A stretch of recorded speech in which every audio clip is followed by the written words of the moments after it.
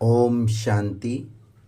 आज बाबा ने कहा, बच्चे, बाप से सर्व संबंधों के सुख का अनुभव किया है क्या?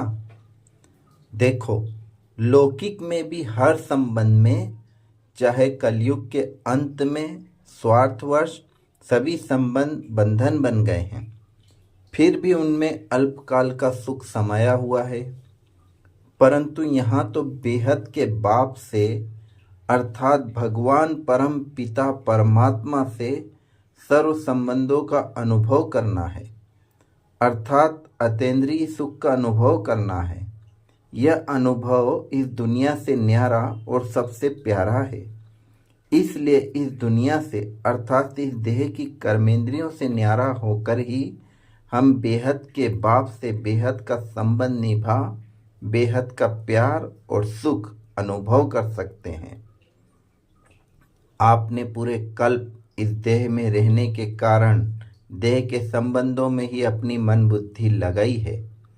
अब जबकि बाबा ने आकर आपको सारा ज्ञान दिया है, तो अपनी मन बुद्धि इस देह से अर्थात देह की कर्मेंद्रियों और देह के संसार से निकालनी पड़ेगी, क्योंकि यह अल्प से भी अल्पकाल का सुख बेहद का सुख प्राप्त करने नहीं देगा। जब तक मन बुद्धि देह में फंसी हुई है, तब तक हम सदा के लिए इस परमात्मा सुख का अनुभव नहीं कर सकते।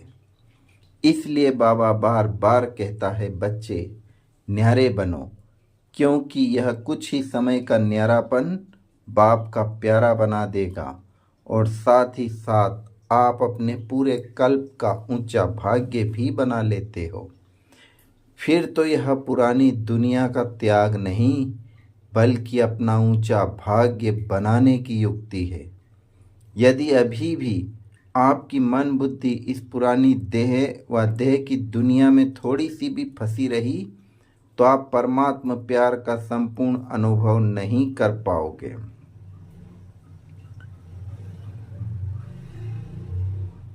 फिर बताओ, बाप को पहचाना, ज्ञान को जाना और यथाशक्ति धारणा भी की और खूब सेवा भी की, परंतु परमात्मा प्यार का अनुभव नहीं किया तो क्या किया?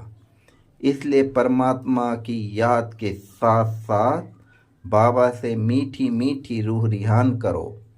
इस देह की दुनिया से अलग हो, अपने ओरिजिनल स्वरूप अर्थात अपने गुणों और शक्तियों से भरपूर स्वरूप को अनुभव कर बाप से सर्व संबंध निभाओ। जब संबंधों का थोड़ा भी अनुभव होना शुरू होगा, तो जल्दी ही बाप समान बन जाओगे। इसलिए हर पल बाप को संग रखो, उससे प्रेम भरी मीठी मीठी रूह रिहान करो, अर्थात परमात्मा के साथ का अनुभव करो। परमात्मा के साथ का अनुभव बहुत मीठा और बहुत प्यारा है। बस इसके लिए इस देह में रहते हुए भी इससे अपनी मन बुद्धि निकालते जाओ, क्योंकि इस दुनिया में किसी तरह की कोई प्राप्ति रही नहीं। इस दुनिया से संबंधित हर प्राप्ति के पीछे दुख समाया हुआ है। यह दुख बढ़े, इससे पहले इससे निकल परमात्मा प्यार में समा जाओ।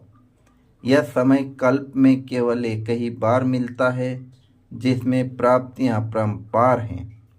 बस बच्चे, अब अपने समय और संकल्पों को सफल करो। देखो, रात से दिन होने में केवल 1 सेकंड लगता है, और उस सेकंड की वैल्यू को समझो। यह ना हो आप समय का इंतजार करो और वह सेकंड रात का अंतिम सेकंड हो। ओम शांति।